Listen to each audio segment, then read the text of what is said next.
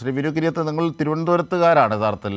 അപ്പോൾ സ്വാഭാവികമായും പത്തനംതിട്ടയിലൊക്കെയാണ് മോഹൻലാൽ ജനിച്ചത്. മോഹൻലാലിൻ്റെ കുടുംബമെങ്കിലും തിരുവനന്തപുരത്തേക്ക് അദ്ദേഹം വളരെ ചെറുപ്പത്തിലെ തന്നെ ഇവിടേക്ക് പറിച്ചു നട്ടു. അപ്പോൾ സ്വാഭാവികമായും ഈ അമ്മയുമായുള്ള മോഹൻലാലിൻ്റെ അടുപ്പം, മോഹൻലാൽ എന്ന നടനെ വാർത്തെടുക്കാൻ അമ്മ എന്ന ശാന്തകുമാരി നടത്തിയ നിരന്തരമായ ഇടപെടൽ സാധാരണഗതിയിൽ നിന്ന് വ്യത്യസ്തമായി.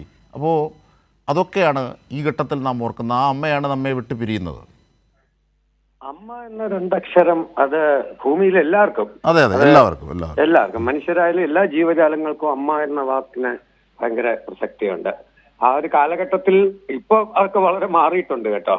പക്ഷെ നമ്മളൊക്കെ ജനിച്ചാലേ മോഹൻലാലിന്റെ ആ കാലഘട്ടത്തിൽ അമ്മ അച്ഛൻ മക്കൾ എന്ന് പറഞ്ഞ ഒരു റിലേഷൻഷിപ്പ് എന്ന് പറയുന്നത് അത് വല്ലാത്തൊരു ഫീല് തന്നെയാണ്. ഇപ്പൊ എന്റെ അമ്മയും മരിച്ചിട്ട് വർഷങ്ങളായി, നമുക്ക് ഇന്നും അത് മനസ്സിൽ നിന്ന് പോകുന്നില്ല എന്ന് പറഞ്ഞ പോലെ. പിന്നെ എനിക്ക് ഇവരായിട്ടുള്ള ഒരു ഇതെന്ന് പറയുന്നത് എന്റെ ചേട്ടന്റെ സിനിമകളിൽ ആദ്യകാലത്ത് മോഹൻലാലിന്റെ എനിക്കൊന്ന് രണ്ടാമത്തെ മൂന്നാമത്തെ സിനിമ തകല് കൊട്ടാമ്പുറം ബാലുപ്രിയത്തിന്റെ, അത് കഴിഞ്ഞിട്ട് വിസ, അതിലാണ് മറ്റേ സംഗതി കൊഴിഞ്ഞല്ലോ എന്നൊക്കെ പറഞ്ഞിട്ടൊരു പാട്ടൊക്കെ. അപ്പൊ ആ സമയത്തൊക്കെ തകലോട്ടാമ്പുറം ഷൂട്ട് ചെയ്യുന്ന ബിച്ചു തിരുമലയുടെ വീട്ടിലാണ്, അമ്മാവന്റെ വീട്ടില്.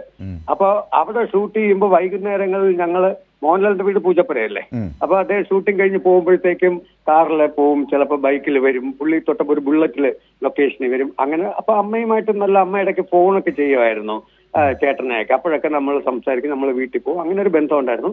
ഞാൻ അവസാനം കാണുന്നത് എനിക്കൊന്ന് കുറെ വർഷങ്ങൾക്ക് മുമ്പ് ഒരു ദിവസം വീട്ടിൽ പോയപ്പോഴാണ്. ഇപ്പൊ അല്ല, കുറെ വർഷമായി. അതിനുശേഷം ഞാൻ അമ്മയെ അങ്ങനെ കണ്ടിട്ടില്ല, ഇങ്ങനെ കിടപ്പിലാണെന്ന് അറിയായിരുന്നു. എന്തായാലും ആ കുടുംബത്തിന്റെ ദുഃഖത്തിലും ലാലിന്റെ ദുഃഖത്തിലും പങ്കുചേരുന്നു.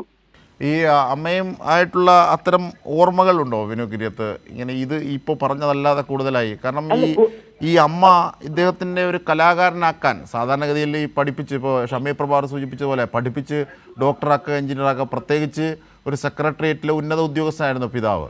സാധാരണഗതിയിൽ പിതാവ് ഒരു ശാന്ത സ്വഭാവക്കാരനുമായിരുന്നു. പക്ഷേ അമ്മ മോഹൻലാലിന് വലിയ ഒരു ഊർജമായി കലാരംഗത്ത് നിന്നു എന്നത് അതെങ്ങനെയാണ്? അത് തീർച്ചയായിട്ടും എന്റെ ചേട്ടനൊക്കെ ഞാൻ ഇങ്ങനെ പറഞ്ഞു കേട്ടിട്ടുണ്ട്. ആ അമ്മയുടെ ഒരു സ്വപ്നം എന്ന് പറയുന്നത്, കാരണം ടാലന്റ് അറിയാവുന്നത് ഏറ്റവും കൂടുതൽ മക്കളുടെ കഴിവ് അറിയുന്നത് പാരന്റ്സ് തന്നെയായിരിക്കും. അപ്പൊ അച്ഛന് തിരക്കായതുകൊണ്ട് അമ്മ തന്നെയാണത് ഇനിഷ്യേറ്റീവ് എടുത്തിട്ടുള്ളതെന്നൊക്കെ ഞാനും കേട്ടിട്ടുണ്ട്, എന്റെ ചേട്ടനൊക്കെ പറഞ്ഞ് കേട്ടിട്ടുണ്ട്. അപ്പൊ അങ്ങനെ ഓരോ സിനിമയും അമ്മയ്ക്ക് ഒരു പുതിയ സിനിമ പോലെയായിരുന്നു എന്നുള്ളതാണ് ഞാൻ അറിഞ്ഞിരിക്കുന്നത്. കഥ അറിയുക, സംസാരിക്കുക, ആദ്യകാലങ്ങളിൽ ഏതാണ് സബ്ജക്ട് എന്ന് ചോദിക്കുക, പടങ്ങളൊക്കെ പോയി കാണുക, അങ്ങനെ ഉള്ള ഇതിൽ. പിന്നെ ഇനിയിപ്പോ ഒന്നും ഇല്ലല്ലോ കാണാൻ, ഏറ്റവും പീക്കിൽ എത്തിയില്ലേ. അതെ, മകനും അതെ, കൊച്ചുമകനും അതെ, ഇപ്പൊ കൊച്ചുമകള് എന്നൊക്കെ പറയുന്നത് ഒരു വലിയ ഭാഗ്യമല്ല. ഒരു വലിയൊരു കലാകാരൻ എന്ന് പറയുന്ന രീതിയിലേക്ക് ഒരു അമ്മയ്ക്കൊരു മകനെ കിട്ടുക എന്നത് പുണ്യം ചെയ്ത അമ്മയും മകനും തന്നെയാണ്.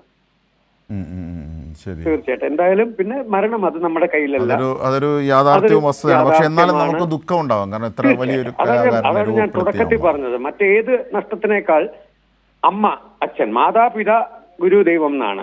അമ്മ നഷ്ടപ്പെട്ടാൽ ഈ പറഞ്ഞ എല്ലാം തീർന്നതിന് തുല്യം തന്നെയാണ് കേട്ടോ. അതോടെ നമ്മൾ വേറൊരു ഒറ്റപ്പെടും. എത്ര സഹോദരങ്ങളുണ്ട്, സഹോദരിമാരുണ്ടെന്നൊക്കെ പറഞ്ഞാലും അച്ഛനും അമ്മയും പോയാൽ ഈ മരങ്ങളുടെ ബ്രാഞ്ച് പോലെയാണ്. മെയിൻ എല്ലാ ബന്ധങ്ങളെയും കൂട്ടിയോജിപ്പിക്കുന്ന ഗംഗോത്രിയാണ് അല്ലേ? ആണ്. അപ്പൊ അത് നഷ്ടം പോയി കഴിഞ്ഞാൽ പിന്നെ പല പല ബ്രാഞ്ചസ് ആണ്. അവരായി, അവരുടെ കാര്യങ്ങളായി, അവരുടെ മക്കളായി, അവർക്ക് അമ്മയും അച്ഛനും, അങ്ങനെ അങ്ങനെ പോവും.